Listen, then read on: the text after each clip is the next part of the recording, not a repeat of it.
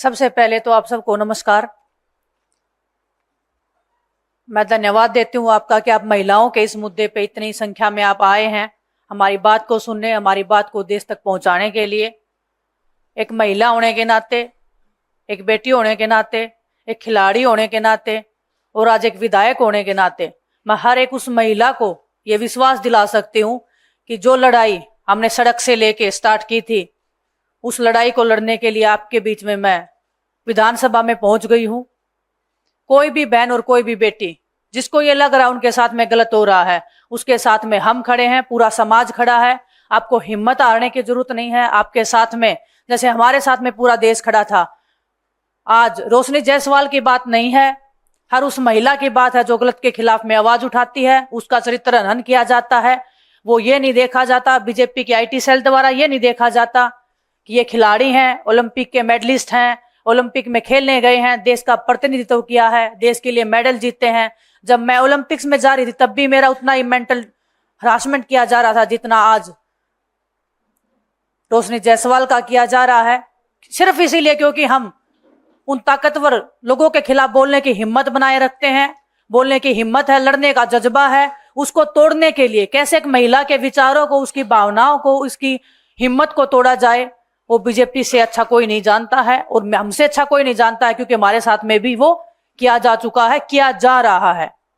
मैं आप सबके माध्यम से बताना चाहती हूं, ब्रजभूषण का जो केस था वो आज भी कोर्ट में चल रहा है। पूरे देश में ये बातें फैलाई गई हैं कि ये केस बिल्कुल झूठा था, गलत था। बिल्कुल ऐसी बात नहीं है। वो केस आज भी कोर्ट में है। 6 महिलाओं ने उनके खिलाफ में FIR की हुई है। एक महिला के बयान दर्ज हो चुके हैं, कोर्ट में पूरी गवाही हो चुकी है। 5 जो महिलाएं हैं, जो लड़कियां हैं, उनकी अभी बाकी है। वो केस हम अंत तक लेके जाएंगे, लेकिन हमें हर तरीके से तोड़ने की, हमारे खिलाफ में नैरेटिव बनाने की कोशिश की जा रही है, की जाती रहेगी।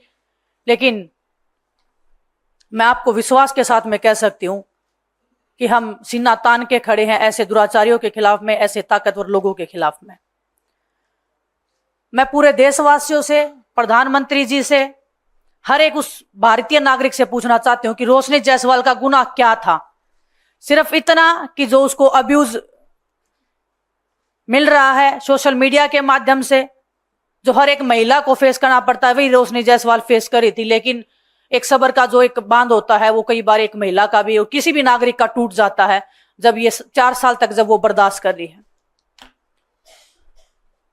महिलाओं को धमकी देने वाला और जो मेरे संज्ञान में आया है, ये सिर्फ रोशनी जायसवाल को नहीं, एक भी सिंगल महिला को इस आदमी ने नहीं छोड़ा है उसके खिलाफ में गलत टिप्पणी करने के अलावा, या उसके खिलाफ में कोई भी गलत बात नहीं की हो उसने सोशल मीडिया के ऊपर।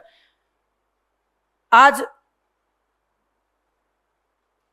बात यह नहीं है कि रोशनी जायसवाल कांग्रेस की पदाधिकारी है या वो कांग्रेस पार्टी में है। बात यह है कि वो एक महिला है और वो गलत के खिलाफ आवाज उठा रही हैं, वो अपनी आवाज को पुरजोर तरीके से रख रही हैं। गुनाह सिर्फ इतना है कि वो महिला है और वो लड़ना जानती है, ये उसका गुनाह है। रोशनी को लगातार राजेश, भगवा राजेश, और भगवा का आप मतलब समझते हैं, मुझे बताने की जरूरत नहीं, पूरे देश को पता है। उसका नाम जो है सैफरन राजेश है। बलात्कार की धमकियां दे रहा है। ना तो भाजपा की सरकार ने, या ना यूपी सरकार ने, ना यूपी की पुलिस ने अभी तक कुछ बोला है। भगवा के भेष में छिपे हुए राजेश जैसे जो ये लोग हैं, तो सरकार के संरक्षण में पड़ रहे हैं, ऐसे बदमाशों पे क्या कभी कोई कार्रवाई हो सकती है? क्या हम एक उम्मीद की नजर से देख सकते हैं कि महिलाओं के खिलाफ में जो अपराध हो रहे हैं उसके खिलाफ में हमारी सरकार कुछ करेगी? मुझे बहुत कम उम्मीद है। आस और उम्मीद बहुत कम है, लेकिन मैं उस छोटी सी उम्मीद के ऊपर मैं पूरे देशवासियों को ये बोलना चाहती हूँ कि उम्मीद को जिंदा रखना। आपके सामने रोशनी जायसवाल जैसी, विनेश फोगाट जैसी, साक्षी मलिक जैसी बेटियां सामने खड़ी हैं लड़ने के लिए।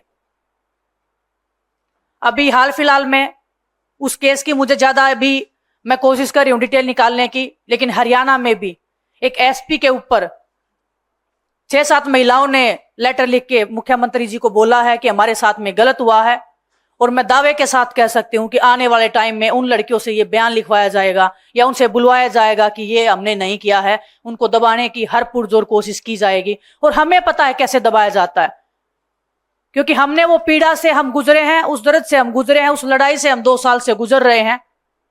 कैसे दबाया जाता है और कैसे दबाया जाता है उसका पूरा अंदाजा हमें है। और मैं फिर भी आप सबके माध्यम से मैं उन बहनों को कहना चाहती हूं कि आपकी ये बहन सड़क से लड़ाई लड़के विधानसभा में आपकी आवाज उठाने के लिए वहां तक पहुंची है। अगर आपको ये लगता है कि कोई आप पे दबाव दे रहा है, कोई आपको डराने की कोशिश की जा रही है या कोई आपको बोल रहा है कि आप ये चीजें लिख दो, ये सब गलत है, तो मैं आपको विश्वास के साथ मैं कह सकती हूँ आपको एक फोन कॉल की जरूरत है। बस आप एक फोन कॉल लगाएंगे, हम आपकी लड़ाई आप बोलोगे हमें सड़क पे बैठ के लड़ाई लड़नी है, वो लड़ाई हम लड़ेंगे। आप बोलोगे कि हमारी आवाज को पुरजोर तरीके से उठाए, हम उस लड़ाई को अंत तक लेके जाएंगे।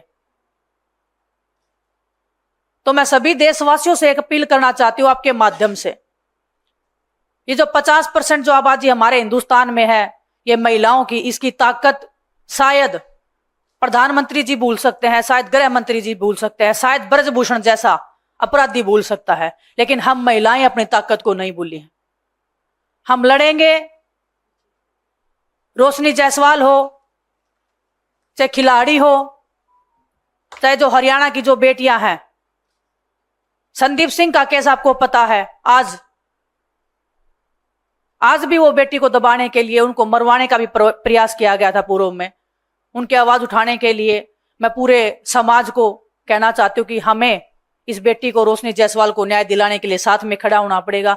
हर एक बेटी को न्याय दिलवाने के लिए। और सिर्फ ये आवाज उठाने की बात ये नहीं है कि हम 1 महीना आवाज उठा के चुप हो जाए, उस लड़ाई को अंत तक लेके जाने के लिए हमें साथ में मिलकर लड़ाई लड़नी पड़ेगी। आप सबको साथ में खड़ा होना पड़ेगा। हम साथ में खड़े हैं और पूरा देश इस अन्याय को देख रहा है, भाजपा सरकार की नीतियों को देख रहा है, महिलाओं के प्रति इनके संस्कारों को देख रहा है। लेकिन लड़ाई अभी जारी है, लड़ाई जारी रहेगी। हम लड़ते रहेंगे जब तक रोशनी जायसवाल को इंसाफ नहीं मिल जाता है।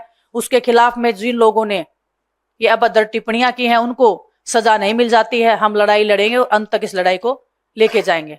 आप सबका बहुत बहुत धन्यवाद। आप सब यहाँ पे आए, हम महिलाओं के अधिकारों की लड़ाई लड़ने के लिए आप यहाँ पे बैठे हैं सब लोग। आप सबका धन्यवाद। Stay ahead with our cutting edge news app. Instantly access the latest shorts in just 1 minute and breaking news in just 50 words. Download now for a smarter, faster news experience.